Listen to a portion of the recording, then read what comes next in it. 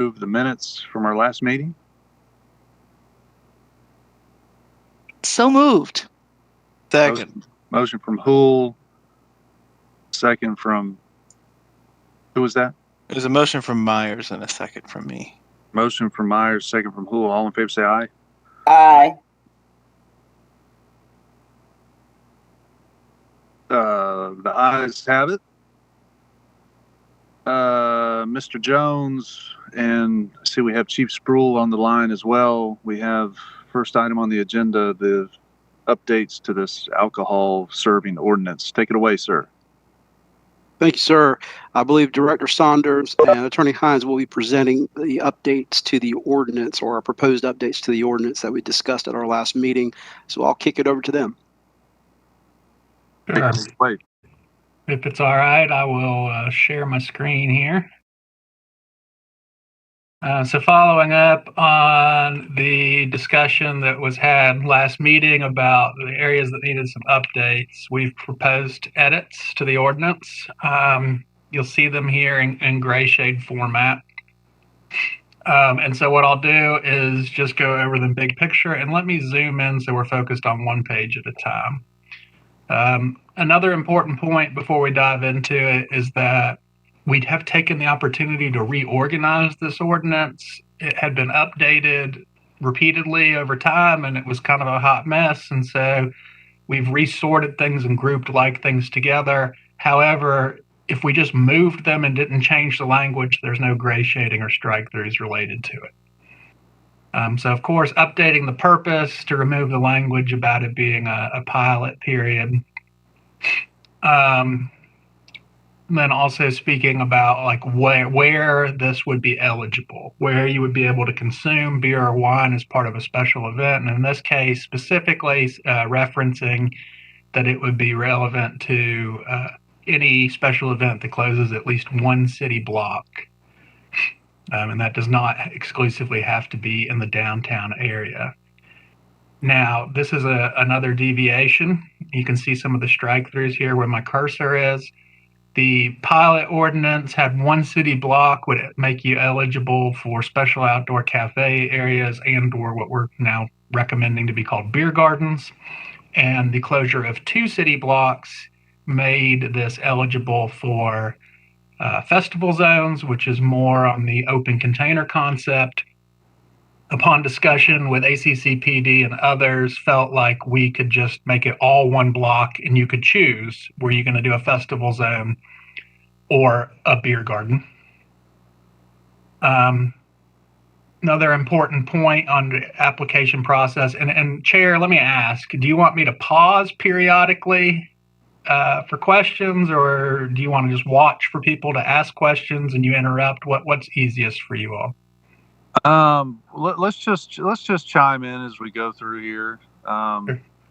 I guess I had a little thing on B that you just went over. Okay. Beer and or wine. I think you could just take off the or, just say beer and wine may be dispensed. Just a little legislative construction, make it sound a little clearer. Sure. But carry on, and if any member has something to say, just pipe up. Thank you, sir. Yeah, it won't bother me at all if I'm interrupted. Have we been emailed this document, or could we be? I find it sometimes easier to follow along when I can zoom in on my own screen. Sir, was this part of the meeting invite? No, sir, it was not. It wasn't. Okay, we can send that out to everyone right now. Would you like me to do that, Nikki? Please, that'd be great. Sure. So what I'll do is I will reply all with the meeting invite. There we go. Sorry, I don't need to see all of this.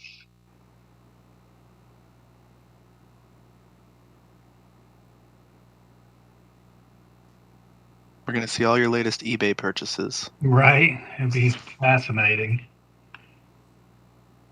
I was attending a meeting elsewhere one time where somebody was doing this and providing a presentation, and it just so happened that they had their resume with a different community's name attached to it. That was a bit awkward. Yeah. Okay. You all should now have that arriving in your inboxes. Great. All right. So, continuing down a little bit, the application process, this is a bit of a buffer. So technically, the special events ordinance, where this would be contained, says that you must notify us 60 days in advance to have a special event. But it gives the manager discretion to waive that 60-day period in the case of emergency review. And we have used that from time to time. What we find is that applicants think everything's an emergency, and we do try to turn special events where we can, but we need to put some barriers in here. You know, if somebody's approaching us with a limited time period, we as staff do not recommend that we can incorporate alcohol in a safe and well-planned manner without that time period. So this just states that, and again, Commissioner, I can go in and delete anywhere where it says and or wine. This just states that if you're not as a part of that, if you're looking for that emergency review appeal, that beer and wine will not be permitted. So moving down, fees. This is not a change in the fees. You'll see before they were in just a linear fashion, and so what we proposed is to put them into a bulleted fashion, so it's a little easier for the reader. And also, again, everywhere that was formerly referenced as a special outdoor cafe area now uses the kind of common English term of beer garden. Quick question. The filing under C, that's just that they have to have filed 60 days prior, right? Correct. Not completed and gotten the permit. Okay. Correct. So once they file, it engages a discussion between staff, partners, if there are any, like ADDA or the university, and the applicant. And so 60 days is appropriate there. As long as you notify us, we feel like we can get your event with beer and wine. You don't have to have a permit in hand. So moving down, you have the fees by type. Again, here we've just put general requirements. So these are things that would apply to both festival zones and beer gardens. Some minor housekeeping on language and so on. So this is another important point. What the ordinance said was that every beer garden at a minimum would have one security officer. It then later said at an entry or exit point, it later said that every festival zone would have an officer at every entry or exit point, and additional security is identified. And so we've lumped that together. But because there is the opportunity for the chief of police or their designee to assess risk and make recommendations on increasing that, we just, again, want to restate that one officer at entry and exit points is the minimum, but there may be more if your event is going to be especially wild or contentious or large.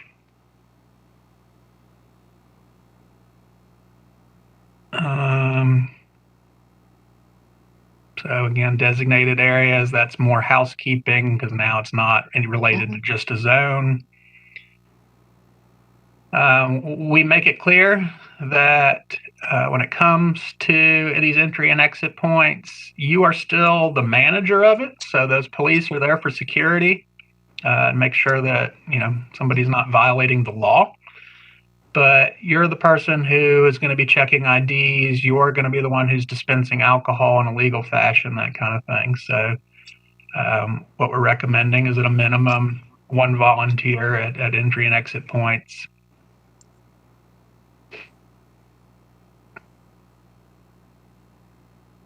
Containers. So I believe this was talked about last time. Upon review and piloting. Sorry, can you back up just a second to item 7? Just want to make clear we're requiring beer garden operators to serve food within the beer garden. Is that correct? And that has always been the case. Okay. Got it. All right, move along. Thank you. So prior to any edits, beer gardens had to do food and seating. And so this says that you still have to have food available, but seating is optional. Oh, gotcha. Okay. If you remember, the pilot ordinance, as it related to festival zones, had some language about identified cups and so on. And the intent there was to minimize unpermitted drinks, specifically hard liquor, but also that somebody might carry in beer. On implementation of this and kind of looking at our events history, the reality is if you want to carry a beer into a beer garden or a festival zone or anything, you're going to do it. So it was not really helping an application, and that the more important item as it relates to festival zones was specifically wristbands, because that's what allows the police and others to know that your age has been verified by somebody affiliated with the event. So what we've done is we've consolidated that and just said that those containers must be reusable or recyclable.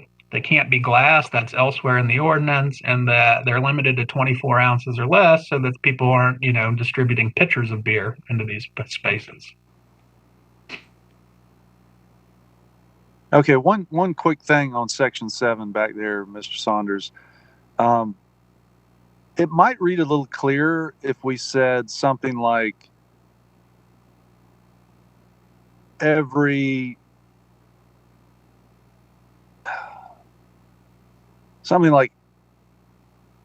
permit holders must provide food service within permitted alcohol consumption areas. Something just to be a little clearer,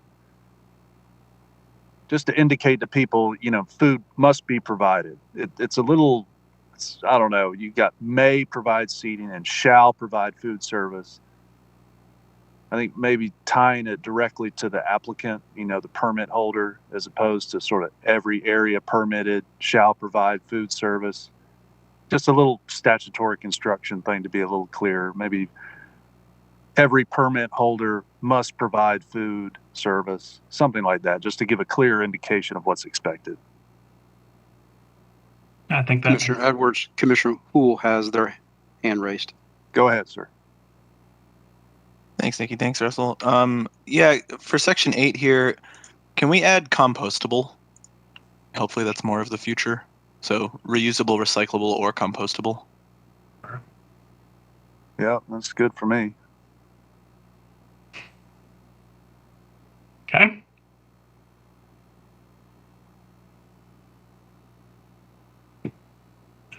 So moving down again, now beer gardens have their own section. And in this case, it's mostly just removing the term special outdoor cafe area, because everybody we permit with doesn't have a clue what that is. Yeah, Okay, that's smart. Make it more descriptive. Yeah, we did check with the attorney's office to make sure there wasn't a legal basis for that, and we're not aware of one. Yeah, good. Okay, so now let's get to the meat of it, festival zones, where this ordinance originated. So if you recall, one of the lessons learned was the need to do some early work. And that can be handled both through ordinance, but also through application. So when you come in and ask for your permit, we can ask for certain things. So what we're asking for here is a couple of things. We would like to see what your educational materials are proposed to be. And Central Services is willing to provide some drafts of things that would be useful, but you don't have to use those. You can be creative, and as long as it's getting the intent across. We want to know what your signage is that you're going to be using along the festival zones, along those same things. And then probably most importantly here is item A.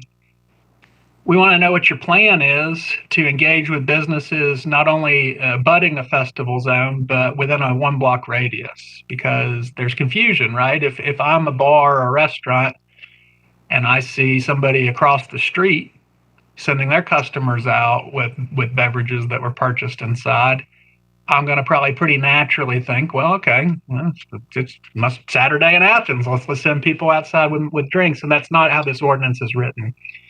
And so, as a part of that 60-day period, working on a communications plan with some verifiable evidence. Now, reaching business owners in downtown can be challenging because there's business turnover, especially in the bar and restaurant space.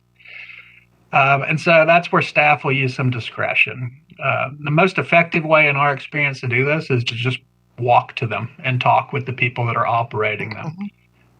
But however, depending on the event, we would accept mailers, or, if you have an idea that you can show us, this is how I've engaged with these businesses, we're open to it.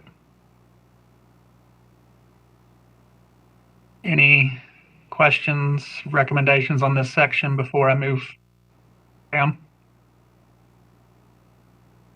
I guess, again, I would say at the bottom of 1, the last sentence, the producer of a special event must provide, evidence of engagement with business owners adjacent to the proposed festival zone. So must provide evidence of engagement with business owners adjacent to proposed festival zones, period. Just very, direct and concise to clearly communicate what we expect them to do when they organize one of these zones. So I certainly understand that, but I do want to point out that items B and C are more targeted to the patrons of the zone and not exclusively the businesses. Yeah, I'm saying must provide, and then evidence of engagement. That would be A. I'm just evidence of engagement of business. Yeah. Just to clean up a little bit of the language there in A, make it a little more direct. Okay, I think I get this now. So you would go like this. Yeah. They must provide, and then you would say evidence of their engagement. Yeah, there you go. Well, we don't need a with because there's one over here. Businesses adjacent to them. Could I really quickly ask if there's? I would just recommend that we use shall rather than must. I know it doesn't sound as. It's a little legalese, but it is, preferred language with ordinance writing. But Commissioner Edwards, Commissioner Thornton has her hand raised. Go ahead, Commissioner Thornton. My question was, so in the earlier language, examples of evidence is articulated.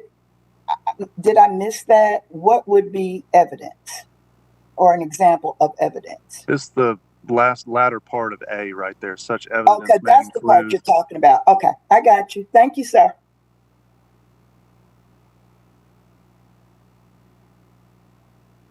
All right, carry on. All right.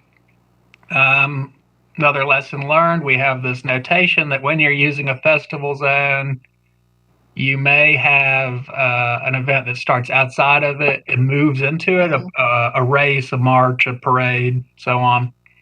However, if you're having one of those mobile type special events, you can't start in one and depart it because that creates an incentive for people to carry their beverages with them. Yep. Makes sense. This section here is covered elsewhere, so we felt like we could delete C, including some of that shall language that Attorney Hines referenced. Shall. Yeah. All right. So this is sections A and B under 5 here are related again to that discussion about cups in combination with wristbands. And since we're going from what I might call a 2-factor authentication to a single, you got the wristband, you're good. We can delete those items and just focus on the wristbands themselves. Mm-hmm. Do we need to make that will in C a shall? We might. Commissioner or Attorney Hines, what do you prefer? I always prefer shall just because there's all sorts of case law that makes it very clear that shall means must, no questions asked, and so it just some clarity. Okay.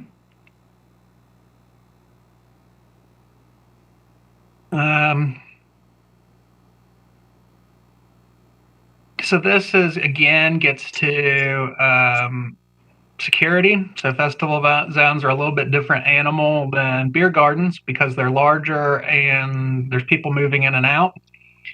And so this has a little bit of a restatement that says, you're going to have an officer at an entry and exit point. You're also going to have one general officer for support, a minimum of one officer for support within the zone, so within the block or 2 blocks, and additional resources as identified by the chief of police or their designee.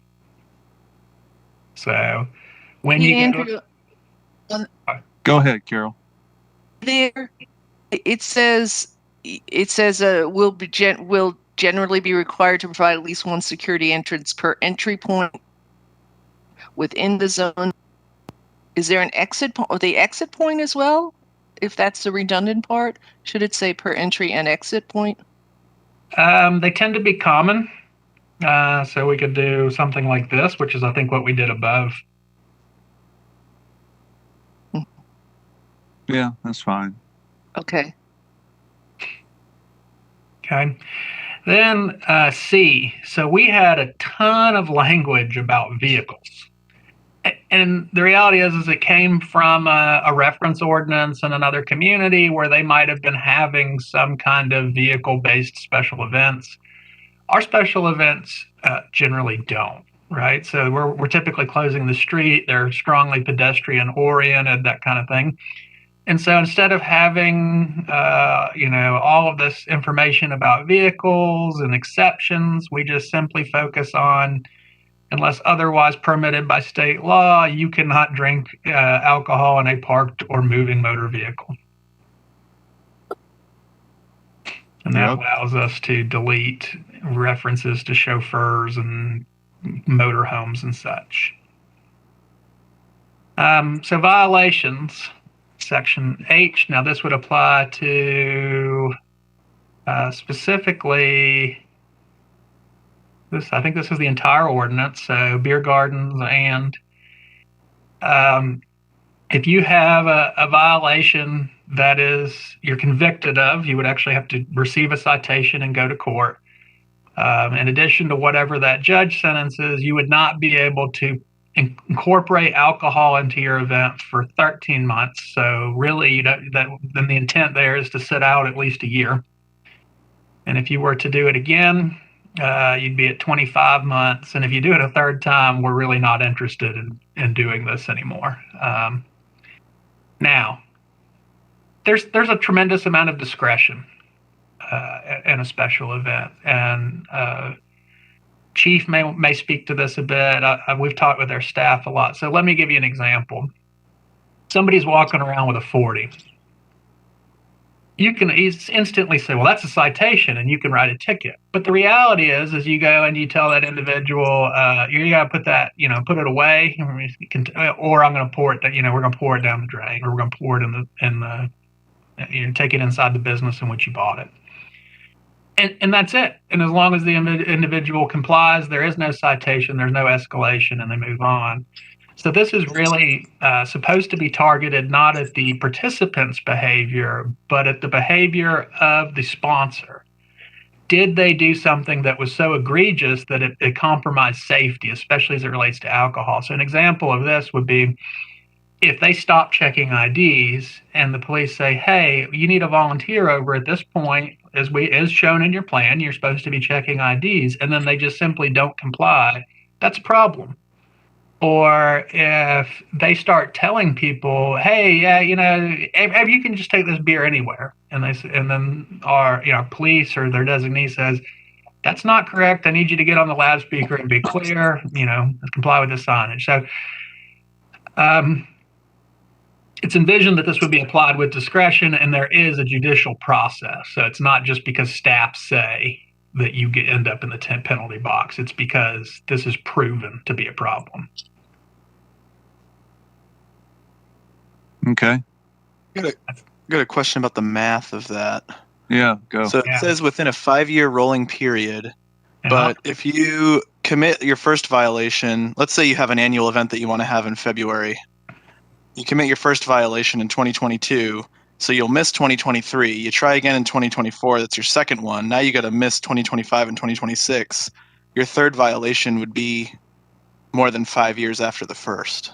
That is potentially true, yes.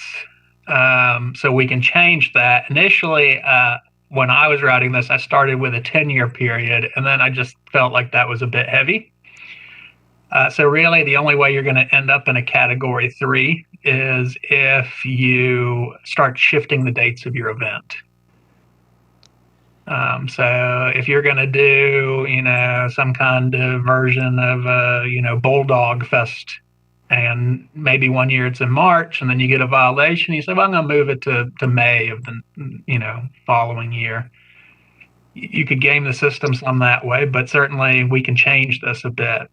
I guess in my mind, I'd prefer to have that longer time period. If the point of this is to keep people from doing something we don't want to see happen, yeah, then I think I'd rather do that. So if what we're running into is every time they have an event, they keep making this same mistake, I think I'd want us to be able to enforce that, even if they're having it on the same holiday, if it's a St. Patrick's Day event every year or something, right? So you prefer to extend the 5-year period longer or shorten the duration of the violations? I think I'd prefer to extend the 5-year period longer because that seems like the simplest edit, but I'm open to whatever colleagues think on that. I don't have a strong feeling, so I could live with longer. What if you did it 7 years? That is a long time. How's 7, Commissioner Houle? Sounds good to me. I didn't want to end up in a situation where they keep missing out, and then every time they come back, they make the same mistake, and we're not, Sure. and we lose the ability to have that sort of. The point of this is to escalate the reprimand, right? So yeah, that makes sense. And Andrew, was your thought 3 strikes you're out? Well, functionally, on your third strike, you're in a 5-year timeout. You're realistically, what you're going to see is that events are going to change leadership over that long of a period. But should you say something like third and subsequent violation, just to cover? I don't know if somebody keeps messing up. So Maybe check with the attorney. Go ahead, Commissioner Thornton. So if vendors change or ownership changes, does the slate get wiped clear, or it just still adds up?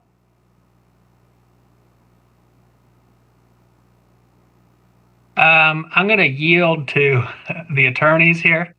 The answer is we tried to focus and say that's the event and or the sponsor.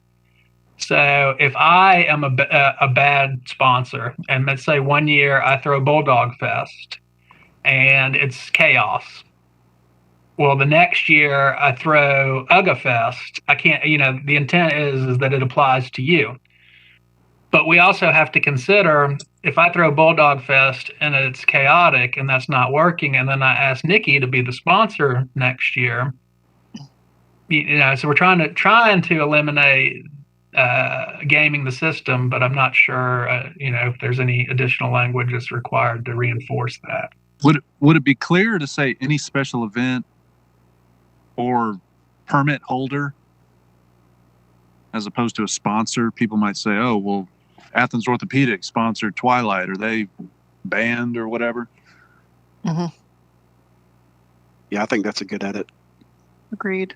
And to your question, Commissioner Thornton, I just want to applaud Andrew, and I can't remember if someone else was on the call making that, but they were very conscious of that when they drafted that language. And so our hope is that it will address that problem. And another thought, if something like that happens where somebody transfers sponsorship, and these, you know, these violations have been made, is it possible to have a grievance where somebody could come to the commission and state their, you know, is that possible? Is there an appeals I don't want process? to complicate it, but I'm just, you know. Sure. Is there, So, but the appeal, I guess the appeal could be made at the municipal court, right? You go before a judge and plead your case in that way. we have had an event appeal not because of alcohol, but because we would not issue an event permit. In that case, they wanted to close a road and ticket the event exclusively to their customers. And so that was a use of a public space for a personal benefit. The events have to be as you come, right? And while you might be able to charge to have a 5K to participate, you can't physically stop somebody who wants to watch it. And, you know, I'll leave the courts to figure out if you could stop somebody from running it. So there is that there's a precedent there where there has been an appeal, and it was finally, I believe, a judge that said, you know, no, this staff ruling stands. But Sherry, what are your thoughts there? I'm trying to quickly look at the ordinance to see if there's already one built in. That's what I was going to try to do as well. I think what we typically allow is, and just to be clear in the language, because it is different, we typically allow appeals for due process violations or alleged due process violations to the administrative hearing officer, who is our municipal court judge, but in a different role.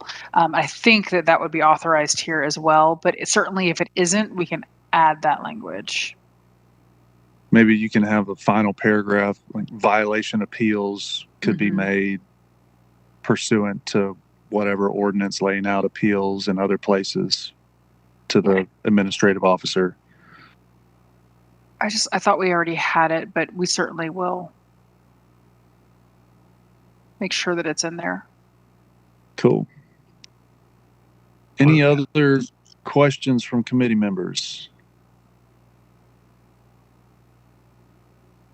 Do we need a motion to move this forward to the full body for consideration in March? Yes, we do. Yeah. All right. See. Well, hold up. Let me see.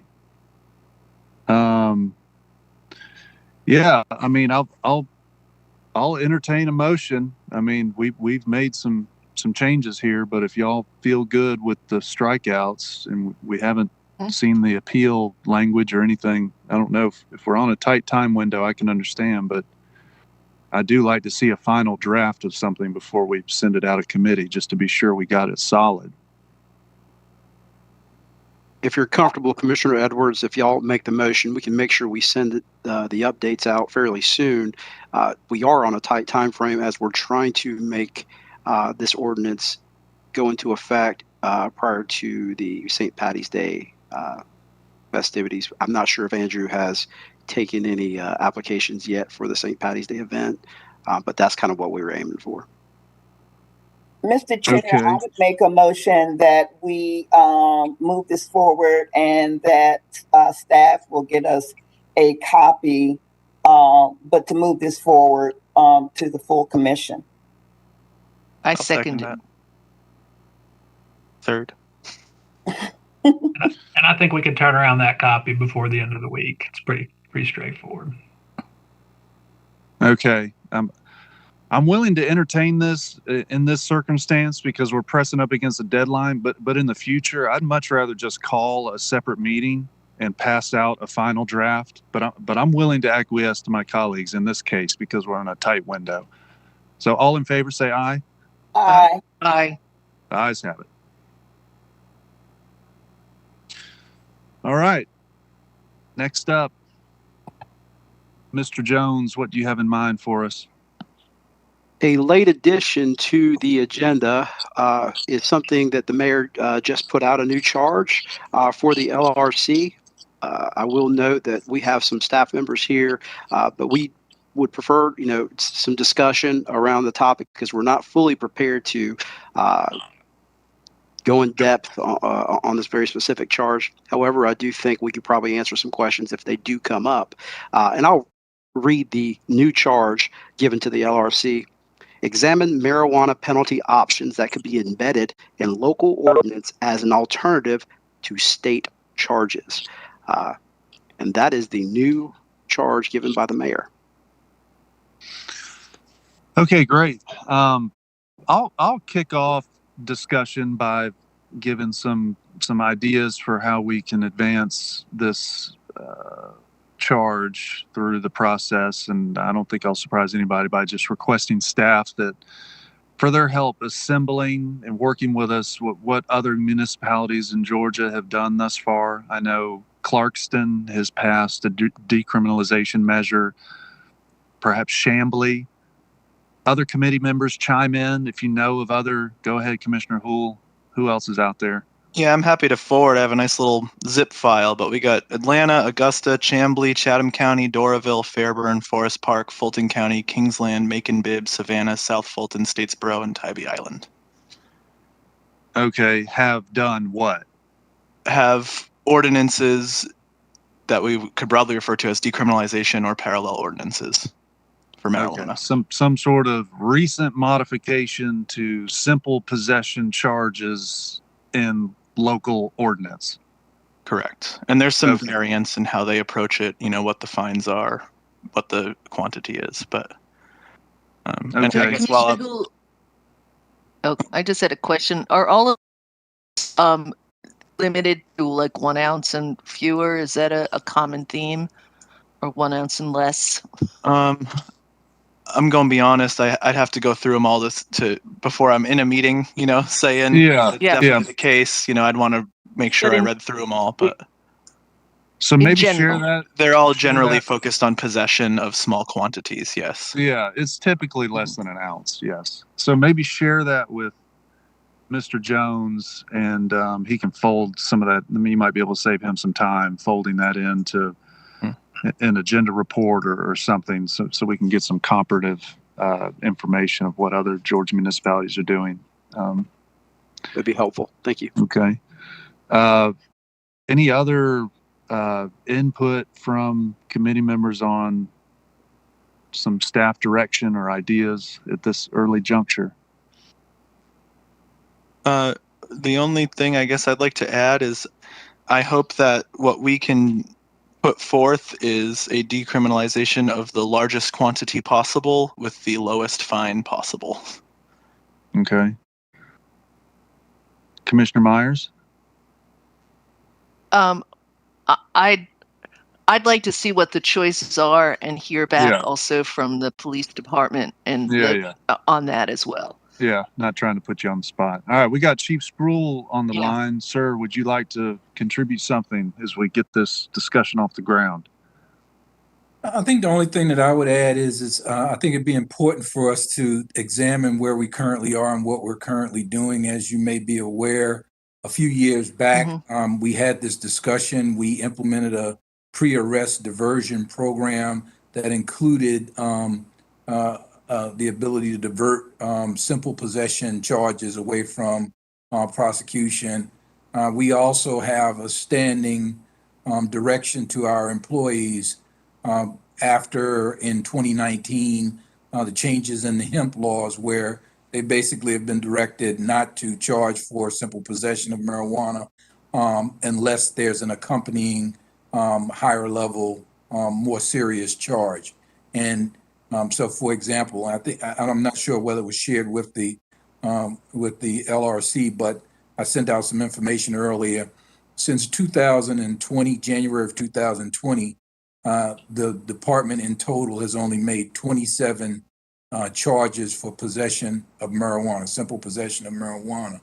And of those charges, 26 of the 27 charges were cases where the individual had another higher level charge. So possession of a firearm, possession of Schedule II narcotics, or some other higher level that brought about a number of charges to include the charge for possession of marijuana. The one exception was a case where 5 or 6 individuals who were involved in gang activity and a burglary, and were in possession of a firearm. The others were charged with additional charges, but that individual was only charged with the simple possession. So constructively or essentially, we have done very much toward the direction of decriminalizing in Athens-Clarke County. We're averaging about one possession of marijuana arrests per month out of the 256 officers and 5,600 arrests that we make. Only 27 of them were possession of marijuana. So I think we need to look at where we are already, and also I think there's room to have a clear understanding or definition of what we mean when we say decriminalize. If we say we're decriminalizing, does that mean we're not going to arrest? Does that mean we're going to build into the arrest a diversion opportunity? What does that mean? Because when I heard the list of other jurisdictions that have done some things, and some of these other jurisdictions that were mentioned are doing exactly what we're doing when we talk about not charging for simple possession because of the changes to the law and pre-arrest diversion programs that give people opportunity to divert going through the criminal justice system. So I would recommend that as well. Okay. So maybe we can add that to the information staff could provide us, some of the arrest and charging data from the police detailing how simple possession is currently being charged and how diversion is operating. That's a good point. Commissioner Myers?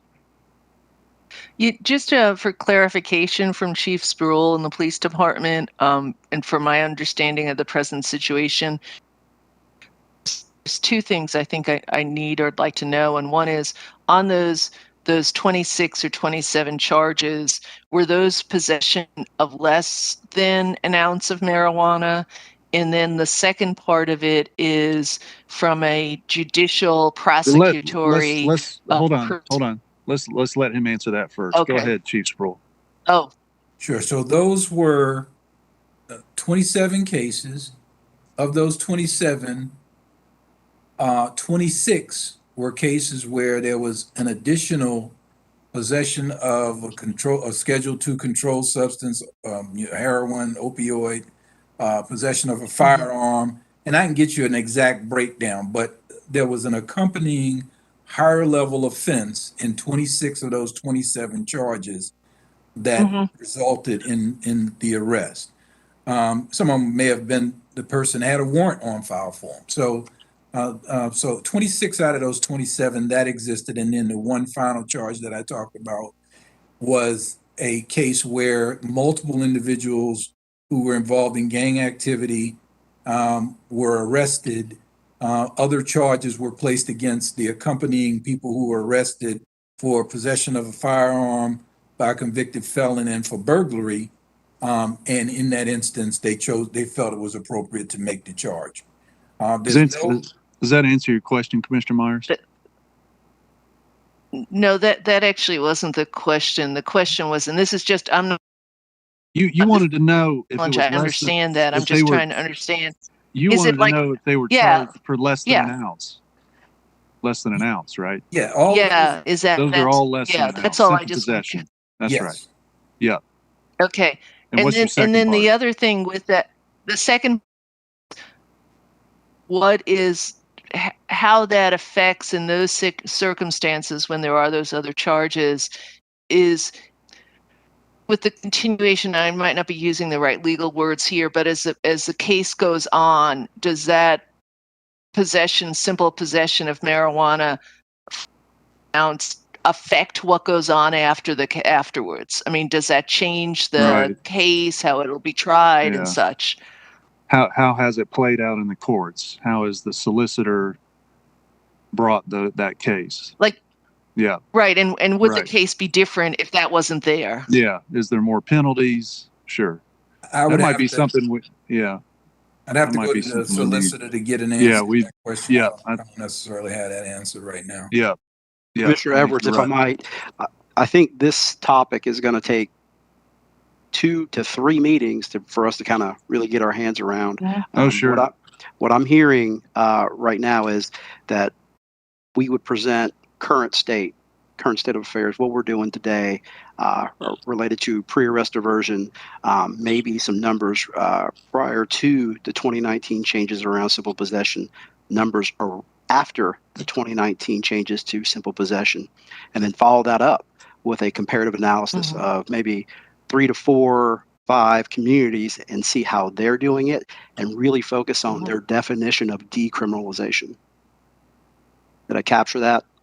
Yeah, and then let's fold in the solicitor and try to get that answer to Commissioner Myers' question about how, tacking on that lesser charge of simple possession is playing out in the courts.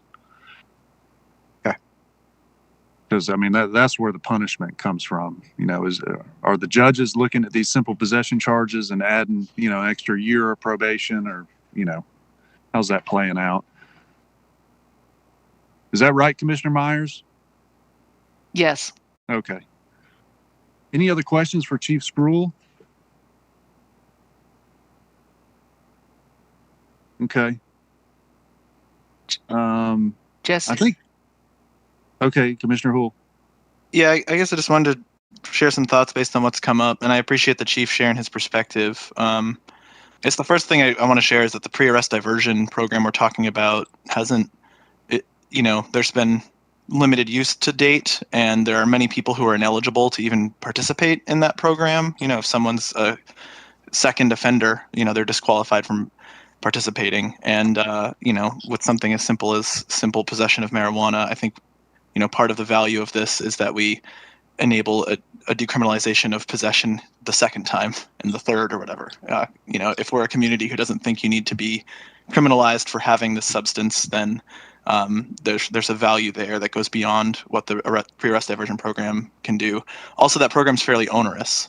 So like any program that's a diversion program that requires, counseling and community service and things is, I think, much more onerous than we need to be. The second thing I want to clarify is that this is not just relevant to ACCPD. I do think ACCPD's done a pretty great job of minimizing in recent years focus on marijuana, but this is legislation that applies to the whole jurisdiction. So thus anyone who's arrested by any agency within this circuit and runs through our court system, this would apply to. And we don't have jurisdiction over the UGA Police Department or State Police or whoever who might arrest somebody for these charges. The next thing I'd like to share is that like one arrest per month is better than more than that, but I'd like to see us get just as close to 0 as possible.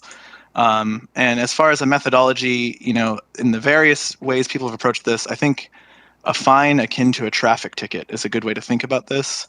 And I would also think that the best way to go about it is to have a largely symbolic amount that's as cheap, as low a traffic ticket as possible. Because, essentially, like, we can't legalize this substance on the local level, but I think we should do everything we can to make it as negligible a factor in people's lives as possible, because I think the values of this community are such that, like, we don't want to see people wrapped up in onerous court processes that are also expensive to the community but burdensome in their lives. And the last thought I wanted to share is I'd just like to request, Chair, that you invite the Public Defender's Office to send a representative to our next meeting. I think they could do a lot to convey to us the value of taking this action and share some ideas for optimal implementation as well. Because they're seeing the court side of things. They're dealing with the folks who are getting these charges, even if those charges aren't coming from our police department, but are coming from wherever they interacted with a law enforcement officer. Yeah, that makes sense to me. If we have the solicitor here, we could easily reach out to the PD's office and get somebody here from there too. That makes sense.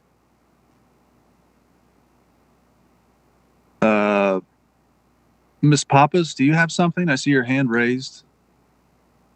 Yes, thank you, Commissioner. I just wanted to mention that it may also be prudent to have the DA's office as part of this conversation as well.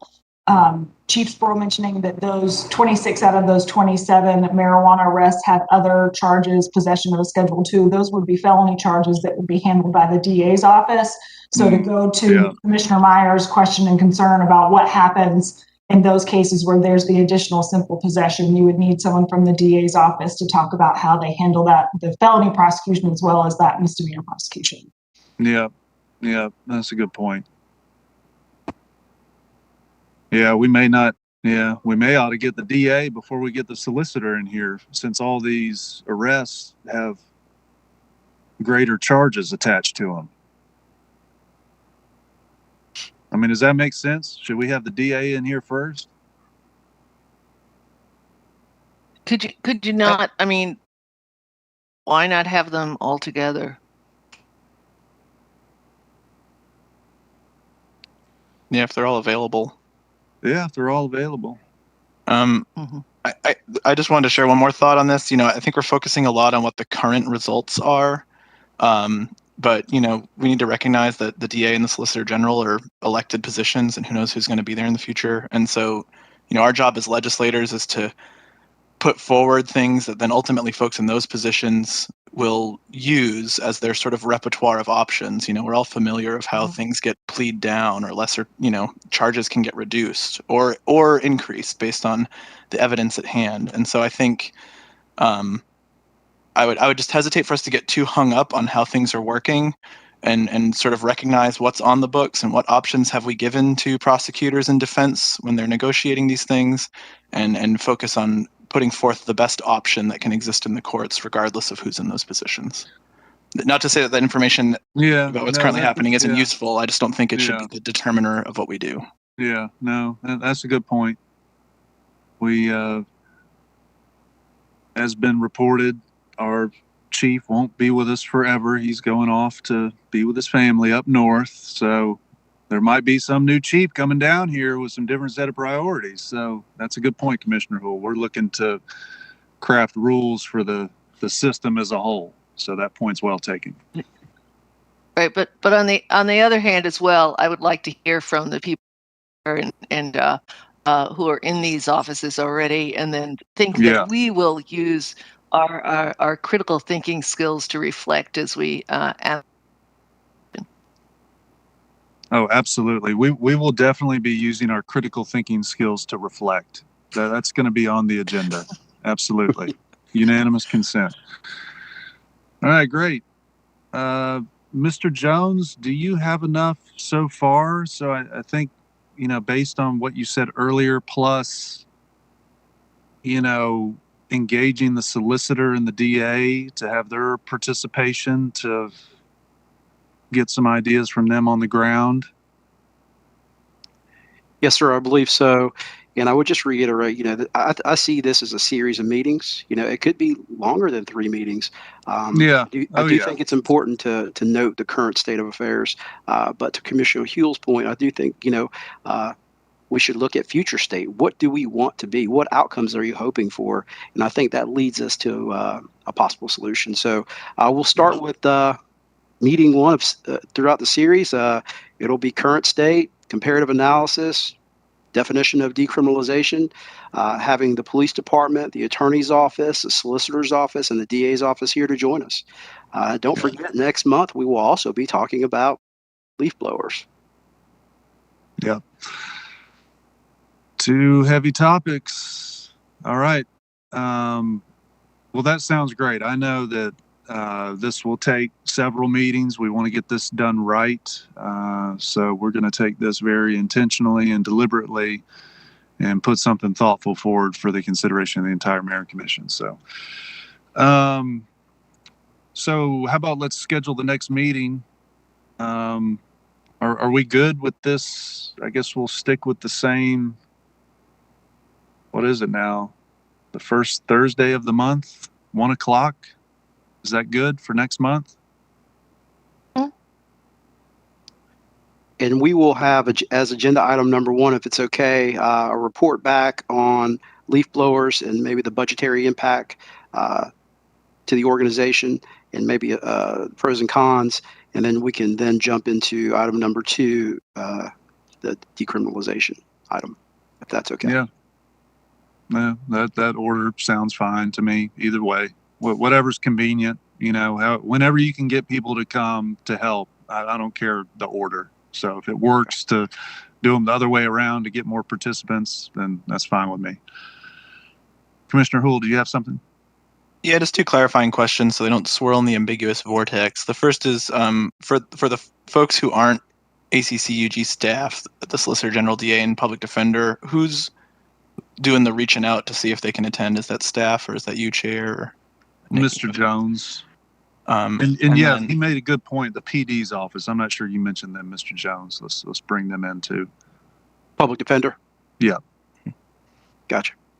And then I wanted to just check, we've been kind of keeping this events ordinance in our hopper, as the mayor likes to put it, as we kind of work iteratively through different events to see how they're going. Is that a thing that staff would like us to do, I think originally we had talked about revisiting it again in a year, and now we're making these revisions sooner. Does this leave y'all feeling like we're done unless something happens, or should we sort of keep it in the hopper to revisit again in January or something? And therefore, if that's the case, do we need a motion to amend to do that, I guess, to keep it in there? No, I think we passed it out. If it doesn't work, the mayor can refer it back to us. I mean, that's how I read it. And staff will certainly keep everyone in the loop if we hear anything that's, out of whack, if you will. Cool. One more thing off the list. All right. Okay. Great. I'll entertain a motion. Does anything else from staff before we adjourn? Okay. Thank you, Mr. Jones. Thank you, Chief Sproul. Thank you to staff, Mr. Saunders, Mr. Hassemer, Ms. Pappas, everyone who joined us today. Thank you for your time and effort to move this government forward. I'll entertain a motion to adjourn. Motion to adjourn. Second. Motion from Myers, second from Houle. All in favor say aye. Aye. Aye. Thank you. Bye. Have a great Bye. afternoon. Thank you, everybody. Take care.